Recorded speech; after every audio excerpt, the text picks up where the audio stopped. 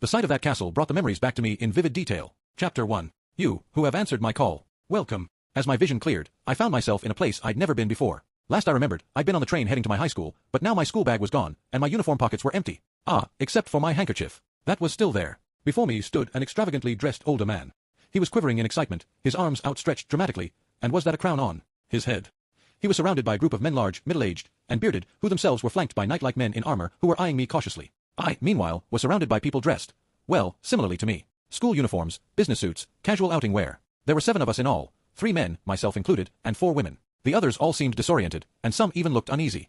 I couldn't remember answering anyone's call, so I was thinking that we'd actually been dragged here against our will somehow or other. Where are we? And who are you? Asked one of the men, a student like me, I suspected, taking a step forward. One of the knights moved in response, but the central figure raised a hand to stop them. This is the kingdom of Elysia, and I am its king. I brought you here with otherworldly summoning, a secret technique handed down through our kingdom. After this, he proceeded to subject us to a long-winded monologue. The long and short of it was that summoned people were gifted spectacular skills, which they were expected to use to slay the revived Demon King. The student asked if defeating the Demon King would return us to our world, and the king responded that the Demon King's Magistone should allow us to do so. The Magistone was similar to a heart in a human, so he wants us to kill a guy and steal his heart. I thought incredulously. The king's men stressed to us that they couldn't be completely sure of this, because they were just working from old records that described heroes using the Magistone to return home. Now, heroes, the king declared. Say the words, open status, and reveal to us your powers. I heard whispers of open status around me and joined in obediently enough. My own recitation of the words made a translucent, panel-like display appear before my eyes, looking a bit like a status screen from a video game. Surprised, I looked around at the others, but I couldn't see their screens. However, they were focusing so intently on the air in front of them that I assumed they were seeing a similar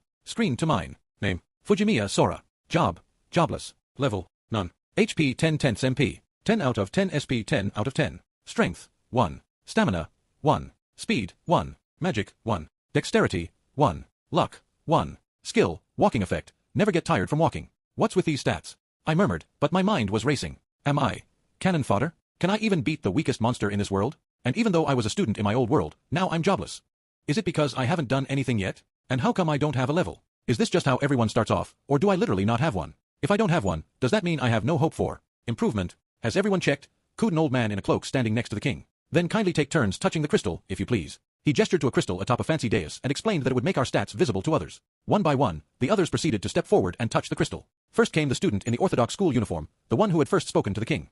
He was followed by a slightly sleepy-looking woman in casual clothes, a young woman dressed professionally in a suit, and then her opposite a man whose suit looked positively silly. The next to touch the crystal was a girl in a blazer-style school uniform with long black hair down to her waist, followed by a timid-looking girl whose hair was in a bleached brown bob. Their stats were displayed to the onlookers one after another, and with each job title revealed: Fencer King, Sorcerer King, Paladin, Swordmaster, Saint, Shaman the King, the old man, and everyone around them let out shouts of joy. Along with fervent whispers of each job title came cries of astonishment at the levels displayed, ranging from a high of level 50 to a still impressive low of level 30. Each profile also revealed multiple skills, the highest having around 10 or so different ones with the lowest still having around 6. I decided to check my own stats again, and cringed internally. This is a little too cruel, isn't it? The feeling just got worse as I sensed the expectant gazes turning toward me. But there was no going back now, so after taking a few hesitant steps forward, I resigned myself to my fate and touched the crystal. It buzzed with static for a moment, then revealed my stats as it had done for the others. Everyone in the room, including my fellow summonees, was stunned into silence at the sight.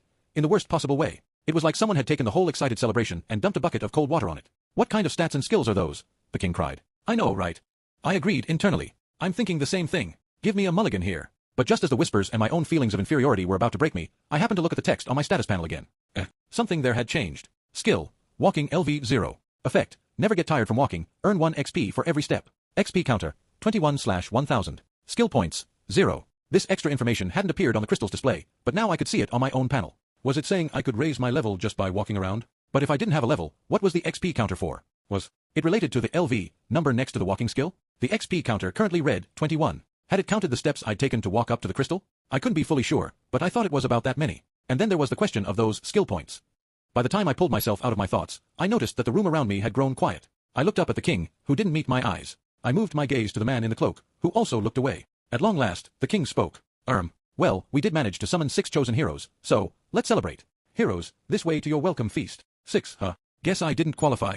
My fellow summonees didn't look happy with the idea. Some seemed actively worried, while others just kept their eyes down, but in the end, they couldn't help but get dragged along. No matter how impressive their job titles and levels may have been, they had all come here from a peaceful society. They weren't prepared to fight back against a crowd of armed and armored knights. I stayed behind in the room along with a single knight, who walked up to me, quietly whispered, "All right, come on," then began walking without waiting to hear my response. In the end, you guessed it, I was kicked out of the castle. I was marched to the front gate and told to wait there, which I did for 30 minutes under the watchful eyes of the guards. Eventually, a rather fancy carriage pulled up. I was shoved inside, and it started rolling along. I wasn't told where it was headed, and the curtains on the windows stopped me from seeing outside. Are they going to throw me in prison or something? I wondered. Escape would be impossible though. I was flanked by 2 burly knights, with 2 more sitting across from me. And even if I could get away, where would I go? The knight's metal armor chafed against me each time the carriage hit a bump. At last the carriage stopped. I was told to get out and got unceremoniously ejected. As my feet hit the ground, I looked back and saw an open gate towering above me. Through it I could see a well-tended road lined with expensive-looking houses leading up to a grand castle. As I just stood there, staring at the sight in awe, one of the knights finally came out of the carriage and tossed a small bag at me, calling it a farewell gift. I managed to catch it and check the contents, 2 shining silver coins and 10 copper ones. I had no way of knowing whether that was a lot or a little, but when I looked back at the knight, he was wearing a mocking grin. Do I detect a little spite in there? I thought. The knight got back on board and, soon enough, the carriage drove back through the gate, which slowly closed behind it. People are the same no matter what world you're in, I guess. Thinking about how jerks were jerks the multiverse over, I reassured myself with the knowledge that I'd probably never see those people again, then turned my eyes to the town, and was greeted by a sight like none I'd ever seen before. I just gasped, so taken aback that I couldn't even speak. All the negative emotions I'd been carrying with me were blasted away in an instant. If I hadn't known better, I might have assumed it was a costume parade. The people walked the street carrying swords and staffs, wearing the kind of armor I'd only seen in fantasy stories or wide-brimmed hats like witches in storybooks. Seeing the exotic outfits filled me with a strange sensation, like I'd stepped into a video game. The buildings were also made of brick or stone, giving me the momentary impression that I'd traveled back in time. It had a medieval European vibe, the kind of architecture I'd only ever seen in books or on websites. But though I stared for a while in fascination, I was brought back to reality when I realized that a lot of them were looking at me the same way. At first I assumed it was just the sight of a single raven-haired young man among all the fair-haired individuals, but looking between their clothing and mine, I realized I must have stood out like a sore thumb. I guess my school uniform did set me apart.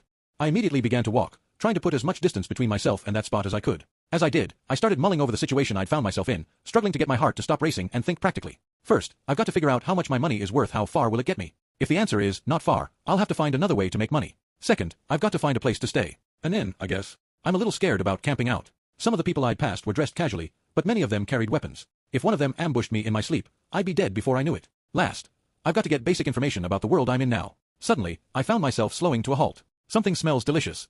What is it? I started craning my neck around, my legs carrying me unconsciously toward the source of the pleasant aroma. Hey, kiddo. If you're not gonna buy anything, kindly step aside. It was the stall owner, mad at me for standing and staring. I hadn't thought I was especially hungry, but I still wanted to eat. I couldn't fight that alluring smell. That said, this seemed like a good chance to find out exactly how much my money was worth. Is this enough for one? I asked, holding out 1 silver and 1 copper coin. Oof, he didn't take that well. The stall owner was squinting at me suspiciously. There's no way I've got change for a silver, kiddo. Pay with the copper and you'll get 8 commons in change. I gave him the copper coin and got back 1 skewer and 8 commons.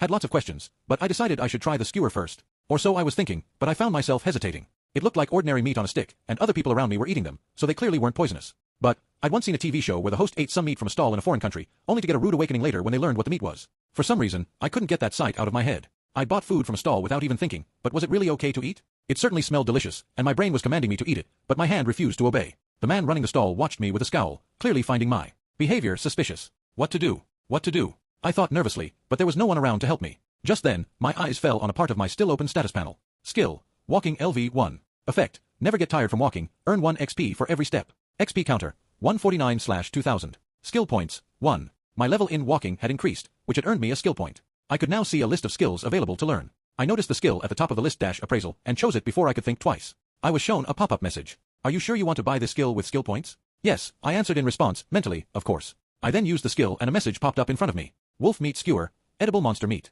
Quality, good. Skills can do this. I thought in amazement. Some of those words would require further investigation, but the knowledge restored life to my paralyzed hand, at least. Wow, that's good, I found myself whispering. The meat was more tender than it looked, and each bite filled my mouth with more delicious juices. The thick sauce it was coated in made it even more delicious. Ah, you could tell. Though I hadn't meant to speak the words aloud, they'd clearly brought a big smile to the man's face. Seizing upon this chance, I said, yeah, I've never had this kind of meat before, but it's good. What is it? I already knew, but I asked him just to be sure. Oh, that's wolf meat. Of course, I could use the meat of normal animals, but monster meat just has that special something. And then there's our house sauce. People say it's the best wolf meat sauce they've ever had, you see.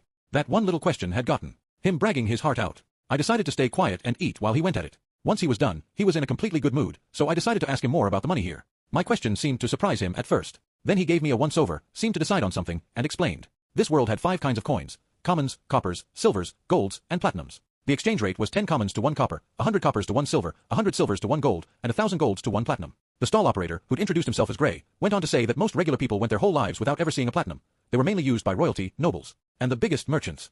Ordinary folk like us rarely even see a gold coin, he added. So this is pretty cheap for how delicious it is, I mused. Cheap but delicious is our selling point. Though that's true for anyone running a stall. Gotta say, I haven't seen you around here before, kiddo. Where'd you come from? Pretty far away, I guess. I was brought here in a carriage. A boy of means, eh? And based on what you look like, I'd say you're from outside the kingdom? Ah, sorry to pry, but that clothing of yours is gonna get you unwanted attention. Not safe to walk around like that. Oh really? Yeah, there's some bad people out there. Even here in the capital, as close to the king as we are. What should I do? Best move be to buy some normal clothes from a shop. A silver should buy you a whole outfit with some change left over, I'd reckon. As long as you don't go too pricey, of course. He gave me directions to a clothing shop, and I thanked him and left, feeling pretty full and satisfied from just the one skewer. In the end, my quest to buy clothing somehow left me with more money than I'd started with. Oh. To put it simply, the owner of the shop had liked the feel of my uniform fabric so much that he bought it off of me. I didn't know what to tell him when he asked where it was made. He'd ended up interpreting my uncertainty in negotiations as reluctance to sell, and so he jacked up his offer to 3 gold coins. I really had no idea whether I was being ripped off or getting a bargain, but if Gray was to be believed, 3 golds was a lot of money. I'd ended up with an outfit that made me look like your average townsperson, other than my dark hair and eyes, which I at least hadn't seen on anyone else in town just yet. While at the clothing store, I asked about different inns, weighed their reported quality against their prices, and chose one that hosted a lot of adventurers and traveling merchants and thus offered cheap but good food. The next thing I knew, it was morning. I seemed to have fallen asleep while thinking things over. Just being in an unfamiliar environment apparently tired you out a lot, psychologically speaking. I walked up to the window and gazed out over the town. So it wasn't a dream. I muttered to myself. I couldn't deny that I'd sort of hoped I would just wake up, but this is reality, I told myself. There's no two ways about it. The king's men had said I couldn't go home until the demon king was defeated, but something about their attitude and the way they explained things had made them seem far less than trustworthy. That meant I had no obvious way of getting home, so I decided I'd better focus on what to do next instead. I used appraisal on an object in the room that looked like a lamp, and the explanation popped up over it. Enchanted lamp. A magic item. It consumes magistones to create light for a limited time. These skills, they were abilities that didn't exist in my old world. If I had the power to walk forever without getting tired, that meant I could go wherever I wanted. Even just here in town, the scenery was so different from anything I knew. The areas outside the town might hold things I'd never seen or experienced before. That's right. I didn't ask to be brought to this world, but as long as I'm here, I might as well see the place. I turned my eyes back out the window. The capital of the Kingdom of Elysia was designed like a circle with a castle at the center. The closer you got to it, the taller and grander the buildings became, and the further you moved to the outer edge, the humbler they got. Clouds drifted through the early dawn sky above me. I'd looked up at the sky last night and seen 2 moons there, and for the first time the idea that I was in another world had felt real. The inn I was staying in was a comparatively cheap one near the outer edge of the city. It was 2 stories tall, with a dining area on the first floor. 1 night stay with morning and evening. Meals cost 10 coppers. In fact, it would normally have been a little more than that, but reserving 10 days in advance had gotten me a small discount.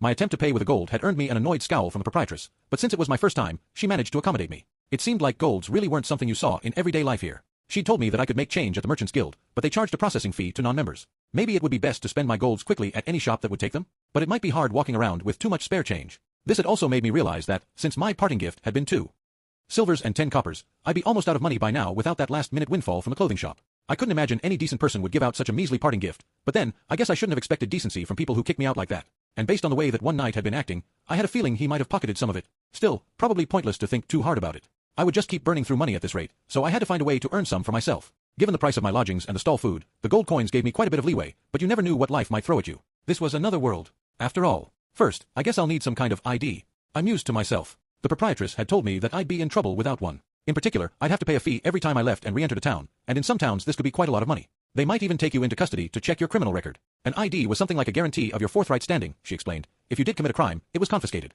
When I showed surprise at this explanation, the proprietress looked at me suspiciously. She must have wondered why I knew so little about how to enter towns, given that I was currently inside one. And the fastest way to get an ID is to join a guild.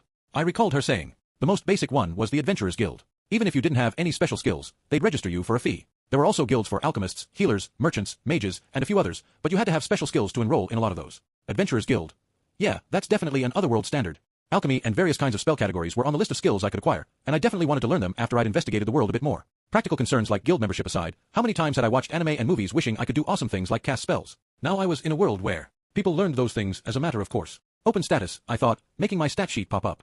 I'd run a few tests yesterday and learned that I could bring it up without speaking aloud. It would then stay open until I wished for it to close. It was also set up to automatically move out of my line of sight when I was walking, and I had to wonder who had designed it with that particular convenient feature. Walking around town a bit before arriving at my inn had increased my level even further. Name, Fujimiya Sora. Jobless. Level, none. HP 60-60, MP 60 of 60. SP 60 of 60. Strength, 50, +1. Stamina, 50, +1. Speed, 50, +1. Magic, 50, +1. Dexterity, 50, +1. Luck, 50, +1. Skill, walking LV 5. Effect, never get tired from walking, earn 1 XP for every step. XP counter, 452/6000. Skill points, 4. Learned skills. Appraisal LV 2. Some good progress here. My XP counter had indeed ticked up as I'd walked, with my level increasing each time it rolled over. For now, it looked like the XP required to reach the next level went up by 1000 every time. Each increase in level had raised my stats by 10 as well, and I also now had a +1 after each of them. Maybe the numbers in parentheses represent some kind of job-related modifier? I wondered.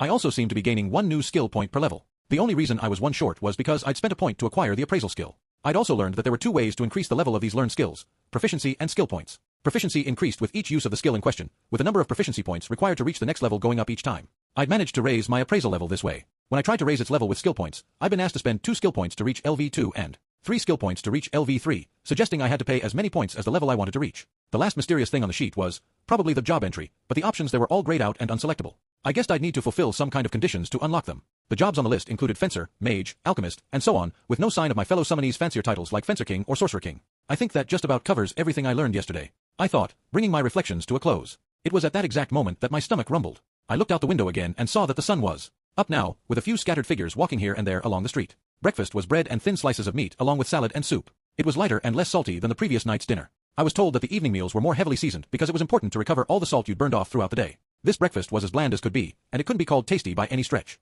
The bread was also tough and had to be dipped in the soup to be edible. But this must still have been considered pretty good for the price, because the others there were eating it without complaint. I guess this is just standard for this world, I told myself. After finishing my meal, I went back to rest in my room. Not long after, I decided to head out. Upon leaving my room, the proprietress asked me what kind of room tending I wanted for my nights there. I told her that just a change of the sheets would be fine. Guess I'd better learn some things first, I said out loud. I really was talking to myself more often these days. There were no maps in the town, so I'd have to find my way around by asking for directions. But each time I thought about asking someone, I ended up chickening out. Before I knew it, I found myself in sight of a certain stall. Hey, if it isn't Sora. Almost didn't recognize you.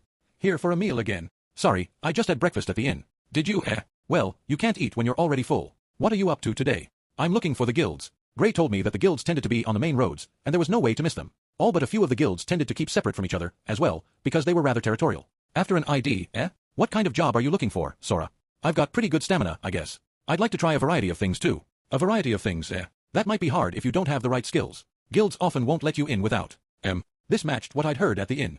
If you're not sure, I'd recommend the Adventurers Guild. They'll give out monster hunting and material gathering quests, even delivering packages around town, I think. Either way, you'll probably find something that suits you there. You also don't need special skills to register, and an Adventurers Guild registry won't stop you from joining any other guilds. Oh really? Sure, thanks. I'll start by hitting up the Adventurers Guild, then. I decided to take Gray's advice and go to the Adventurers Guild. Now I just had to ask for more details on different topics as they came up. I walked down the path he'd laid out for me and looked up at the big building I'd arrived at. The sign out front said it was the Adventurers Guild. It wasn't written in Japanese, but I could still read it. I could see both the original words as written and a kind of speech bubble with the Japanese translation floating on top of it, almost like a subtitle. My image of an Adventurers Guild was a wretched hive of scum and villainy. Even though Gray had recommended it, I was still nervous. I took a deep breath and stepped inside.